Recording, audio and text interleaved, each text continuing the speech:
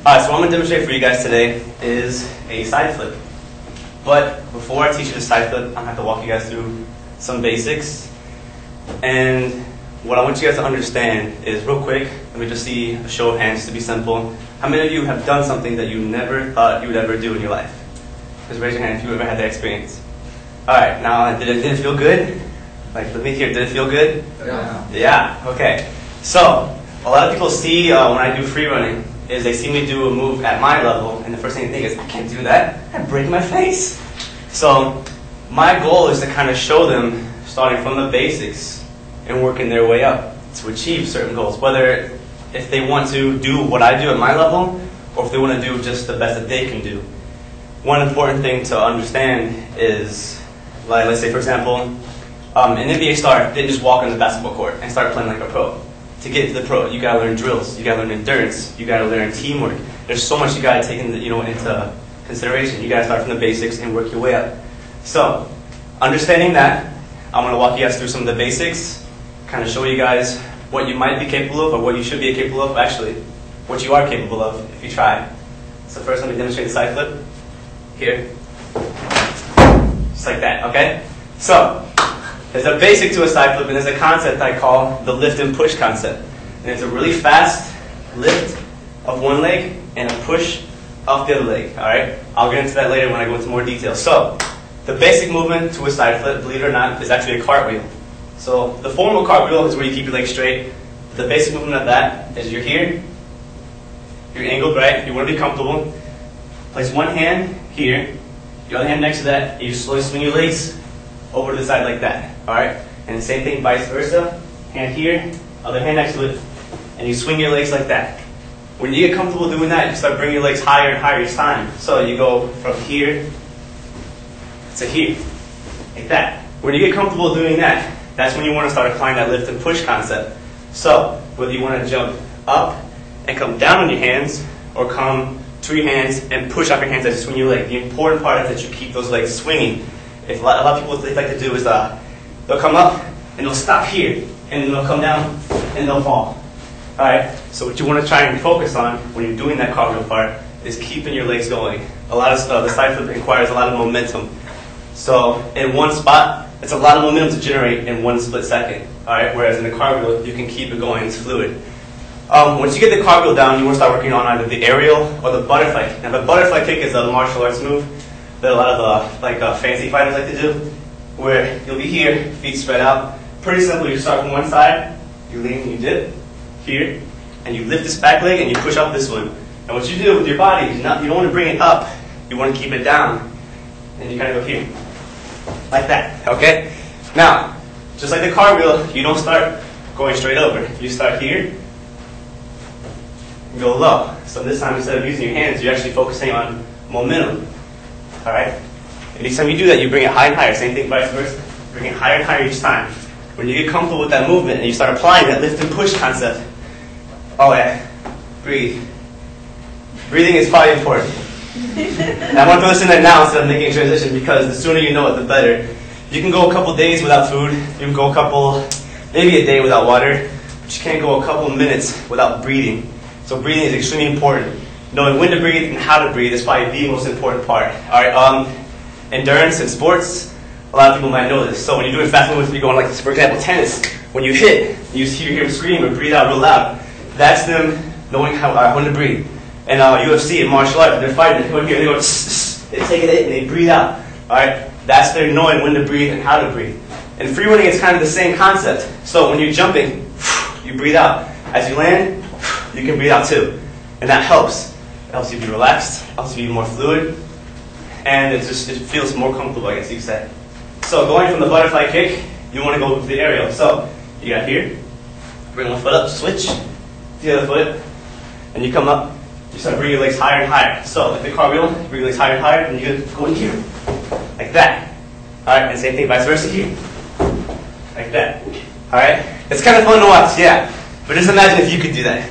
That's the cool part. When you do that, it's like, oh my god, I didn't think I'd be capable of this. But when you start from the basics and you work your way up, it's like, oh man, I really can get there, you know? No matter how long it takes, what matters is that journey, that adventure to that spot it's amazing. So when you get to the aerial, you want to start working on tucking your legs. So you're here, aerial, tuck, and then come down the same way. Same thing here, tuck, and then come out of it. When you get used to doing that, you're probably ready for the side flip part. Now, there's a couple ways to go about doing this if you're too scared to do it on ground. One way is probably, I'm not going to use the table, but if you have something about that high that is sturdy, nothing to fall over, I wouldn't recommend using your friend and having them like this and you're rolling over their back, but an obstacle that you can kind of roll on your back over and work on form. That tucking motion is probably really hard because the best way to learn something is by doing it slow and getting that muscle memory in there. And the muscle memory is extremely important. So for example, the more times you fall, the more times you're likely going to fall. So if you focus on perfection every time, I'm talking about foot placement, I'm talking about breathing, I'm talking about body control, controlling takeoff, the tuck, and spotting for the landing. When you go through motions, if you don't have something like that, that's high that you can roll over, there's a basic shoulder roll. Where you here, you kind of go from one shoulder to the opposite side hip. Boom. And that motion is kind of the same thing that you're doing in the air. It's really hard to apply it when you go head on. So when you find something about this high, nothing too wide, you can practice running up to it. Now running up to it into a side flip is probably one thing that a lot of people forget to apply the lift and push concept. Because what people do is they'll run, they'll punch off both feet.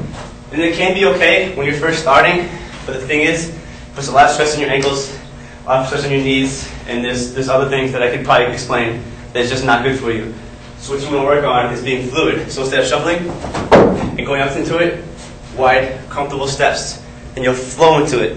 When I take that step, I drop my center, lift and push. Now when I do it, my legs are actually closer than this. They're actually about here. And they're real fast. Lift and push like I said before. I'm going to do one more side flip. I want you guys to kind of really pay attention. It'll be hard to see, so really watch closely. But if you watch my leg, you'll see it 1, 2, like that. After that, it's just a tuck. I'll see the ground before I land, and then I plant my feet and spot. So here, just one step, like that. Anybody see it? Okay, so that's the concept that's probably the hardest part to apply. Now getting lift and push concept is just as simple as just walking, dropping your center, shifting weight from one side to the other, and jumping up like that. You can use it to jump on top of an obstacle, going over something, whether it's a dive roll. You can even apply it to a front flip. There's other concepts like butterfly kicks, butterfly twists. I don't know if you guys know what those names are, but they're pretty fancy movements. If you kind of get into this sport, you'll know what it's talking about. But, so one more example of the side flip. I want you guys to pay really close attention though to my hips and how I tuck. Tucking is probably, it's not super important. Everybody kind of does it in different ways. A lot of free runners will kind of go here, and then without tucking, they'll kind of kick their feet. So it's kind of like an aerial. They just bend their legs and they kind of kick their foot out. What I like to do is I like to tuck. The reason why, because as I come out of it, I usually like to go into a cartwheel. It's kind of your preference, really. So whatever's comfortable for you. So one more side flip. Actually, I'll do it from a stand. It's kind of like that. Now, side flip is just one move out of so many different types of movements. All right, there's the cheek gainer, like here, like that. There's the, let's see, the standing fold, like that. All right, you guys see the breathing part? Whenever you exert that energy, you gotta breathe. All right, and there's one more fancy movement that I like to show off. It's called the corkscrew, which is probably everybody's favorite move. So it's where you're here, you throw your leg up, and kind of similar like the lift and push concept. You drop your center from one side to the other, but instead of lifting and pushing that way, you're lifting and pushing this way. So it's like the cheek gainer, but with a full twist. So to show you guys that, corkscrew, like that. All right, and when you get good at that, you got to swing that leg through and go into another cork, and then bam, bam, bam. So you guys can kind of see what you could be capable of if you follow through. Probably the best excuses, the best 3 words I can use to get you to follow through is passion, dedication, and will. Without the will, you won't want to go anywhere with it. Without the passion, you're not going to enjoy it. And without the dedication, you won't keep at it. So in conclusion, you guys can kind of see how you can take kind of just understanding a movement, something that you admire, whether it's free running, whether it's something in life, whether it's just any kind of challenge. So my challenge would be the side flip, but you can apply a challenge. For example, some guys, are afraid to talk to a girl, so you can apply that challenge to that. Some people are afraid to climb a certain kind of mountain. you can apply a challenge to that. Just break it down step by step. Understand what it takes to get that far. Understand kind of everything in need. Whenever it comes to movement, though, definitely understand breathing, body control, body placement, fun things like that. And with that, take that knowledge, apply it to your life. No lie, it will probably change your life if you follow through with it. And just stay positive. Thanks, you guys.